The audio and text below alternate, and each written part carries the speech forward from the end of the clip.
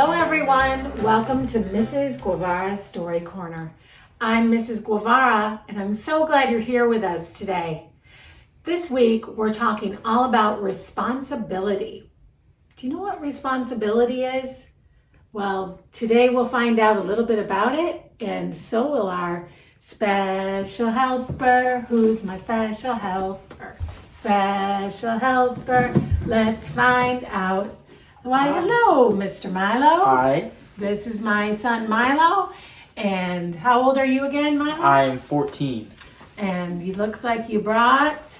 Well, what are we going to learn about today? we're going to learn about responsibility. Well, do I know anything about responsibility? Yes. Well, what's your responsibility? My responsibility is waking up on time, doing my e-learning. Well, did you get up on time today? I was very close. Well, did you bring a special guest? I did. You. Oh, well, anybody else? Oh, I did. You're right. Now, we noticed something about Whale. He has to start every sentence by saying, Well, yes. Well, who is this? it is the only pet we've ever had. It is my fish, Sirius. He's not super active right now. I think he's just got up from a little fish nap. Oh, well, do fish have to take naps? Certain kinds. Sharks cannot. Well, I like to take a nap and I'm going to take one now. All right. All right, well, you take a little nap over there. So Milo, this is Sirius. Is it Sirius like he's serious, or where did you get his name? I got his name from the Harry Potter books. It's a character in the later books. Now, I don't know, you kids haven't yet read the Harry Potter books. Ooh, I have a couple friends in our kindergarten class who love Harry Potter. Really? Jamie, Amelia, a few others. So they know probably who Sirius Black is. Yeah. Ooh, and that's where he got his name, huh? Yeah. He was my favorite character when I was reading them. Great. So this is your only pet in our whole house, right? Yep. And you've always wanted a pet? Always. And what would be some perks of having a pet? Well, we're learning about responsibility today. Okay. So it helps me feel more responsible by just waking up, remembering to check if he's okay and if he's swimming around. He's swimming around right now. Is this a part of the daily routine? Yes. What's this? Every morning I've got to feed him his fish food. And then he only eats one meal a day, and it's in the very early morning. Like a big, huge pinch, or just a few flakes. not as much as humans eat, huh? No. Well, I wonder if some of our viewers today, some of my kindergartners or anyone else watching, do you guys have pets? How do you take care of them? Do you have to be pretty responsible? Because what happens if maybe you forget about Sirius? Would there be a problem if maybe a day goes by? Yeah, well, he'd probably be a little less active because he's trying to save the food that he'd eaten earlier as he's sitting in his stomach. So being responsible with a pet, like maybe you have a cat or a dog, they might have needs that are every day or sometimes a couple of times a day. And then those are the job part. But is there also a fun part for when you're responsible with a pet, that there's a part that you enjoy? Yeah, there's just something nice about watching him float around and, it's like having another friend. Aw. And when you kind of come close, do you see him react to you sometimes? Mm-hmm. Like he recognizes you? I think he recognizes a few family members like me and my dad because we're the ones that look at him and visit him the most. Oh, great. Well, thanks for bringing Sirius to us today. Of course, yeah. If you have a pet and you wanted to share with us, we would love to see a picture. And maybe if you have a job where you have to be responsible. Now, we didn't say really what that word responsible means, but what I like to say is that being responsible is doing what we should do, maybe not necessarily what we want to do first. Starting with what we should do. In kindergarten, we talk a lot about main dish and dessert. Yeah. And we don't actually have a snack time in our kindergarten class. Oh. But when we're talking about main dish, we usually mean the books that we have to read, and then our dessert might be the the books that we want to read for fun. So in life, we sometimes have main dish, the things that are good for us to do, but maybe hard. And then we can treat ourselves with the things we want to do, which are kind of like dessert. Yeah. Did you bring some books for us today? I brought a lot of books. Ooh, these look like some good books about the ocean. Look at this one. Don't Eat the Teacher. It's a shark book. And it's already has a bite out of it. And it's about school. Maybe this is one you'll want to check out sometime. Let's look at a few of our other fish books that we have. One of the ones that we read in class was the Rainbow Fish. It's a very good one. Yeah, super fun. And I know we have the sequel. Today we were hoping to read that one. Rainbow Fish in the Sea Monster's Cave. Yes. Ooh, I think a lot of boys and girls will remember this story and will want to hear it again. Will you hold on to that one? I will. We have another shark book called Gilbert and Deep. And a book that we're going to check out tomorrow with our special helper. You want to read the title on that one? Shark Lady, the true story of how do you pronounce her name? Her name is Eugenie. Eugenie Clark became the ocean's most fearless scientist. Yeah, so stay tuned and come back tomorrow to hear that nonfiction story. There are several books about Clark the Shark. Ooh, this one is a good one if you like that. And another nonfiction fish story, Pink is for Blobfish, one to check out. Or this nonfiction, the Underwater Alphabet book, and it goes through A through Z, all the different things you can find in the ocean. Lots of interesting facts with that. Really cool. Yeah, so today, like I said, we'll read Rainbow Fish. That's kind of our main dish, our responsibility here. And then we have a little dessert project today we'll do in a little bit. Well, we do. Okay. All right, Milo, let me put up your special helper tag. All right. And Mr. Whale is hanging in there. Well, I like to hear a good story. Okay, he's about to hear one. You want to get us started, Milo? Sure, I'd love to. All right, great. All right. This is Rainbow Fish in the Sea Monster's Cave. By Marcus Pfister. The first book, Rainbow Fish gave away his scales, and you can see how he's left down to one. Okay. Rainbow Fish in the Sea Monster's Cave. Go ahead, you read that side. Don't forget to use the voices. Of course. Help, come quick. The little blue fish was alarmed. His friends were there in a minute. What is it? What's wrong? Look at the bumpy-backed fish. He must be sick. He isn't moving. And he doesn't answer me. He just groans. Ooh, I see the bumpy back fish. Let me through, said Swordfish. She went up to the bumpy-backed fish. Can you tell me what's wrong? The bumpy-backed fish moaned. My stomach aches. I feel terrible.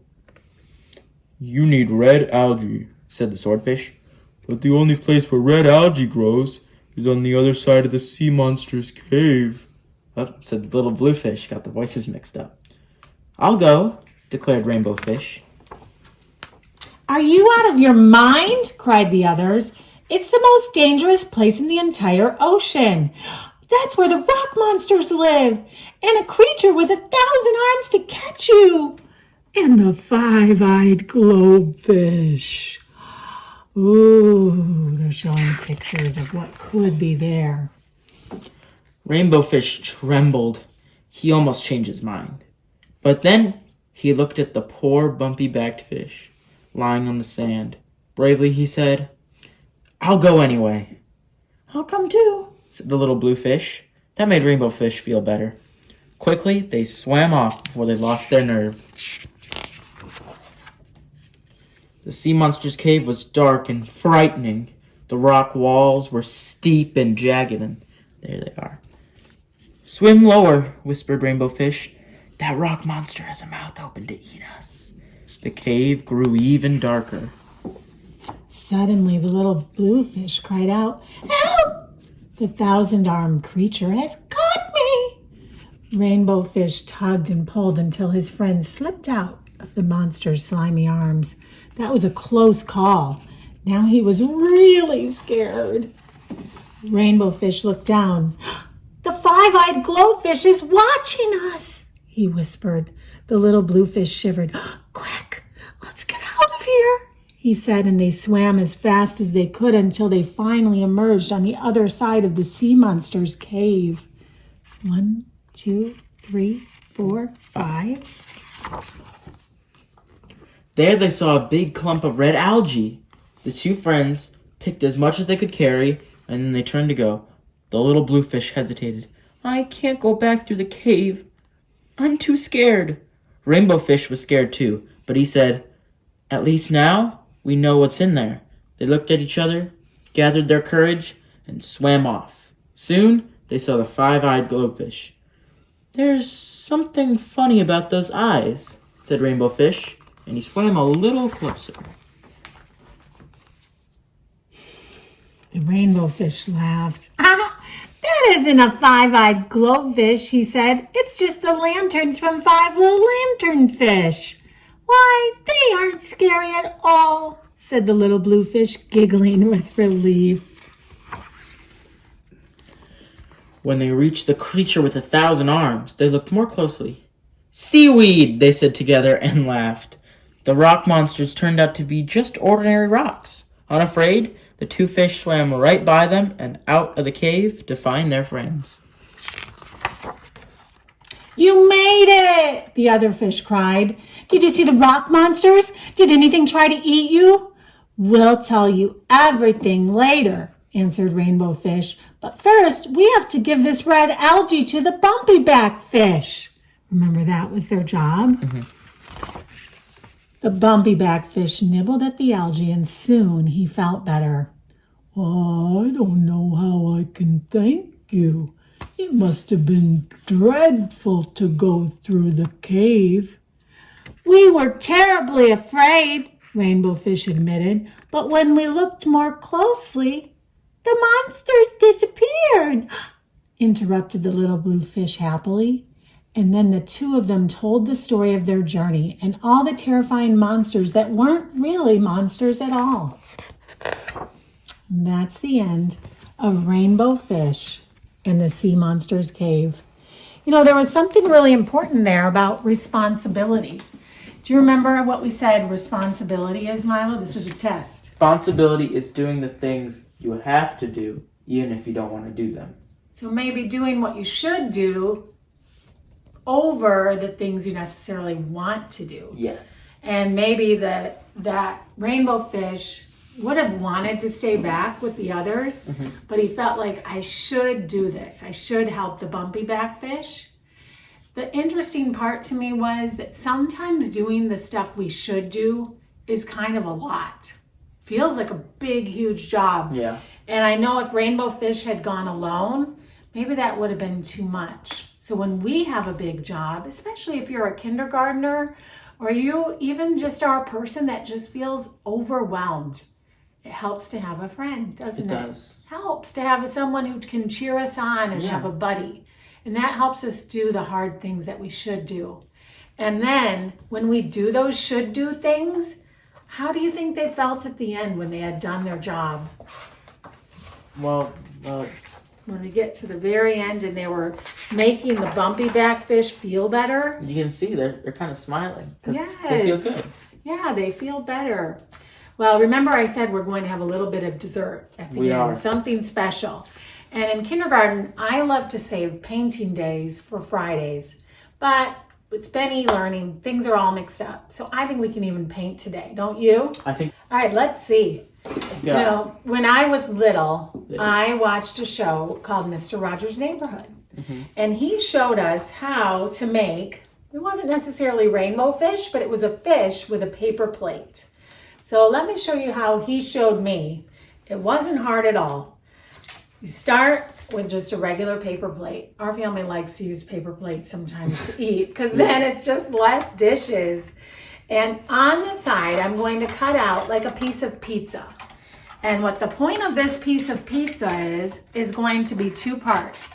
Makes the fish's mouth and the fish's tail. So look, now I have that piece of pizza and I can use my glue stick. You're gonna need a glue stick and glue it right on the back side already starting to look like the shape of a fish, right? Uh-huh. That might take a little time to dry, but I'll leave that there. And then using my marker, I can outline how a rainbow fish might look. What color is he mostly? Oh, He's mostly up. I get it. All right, thanks. He was, he looks mostly blue. Okay. Do you want to pinch that part while I draw? Okay, I start by doing this part here where it's kind of separating his head from the rest of his body.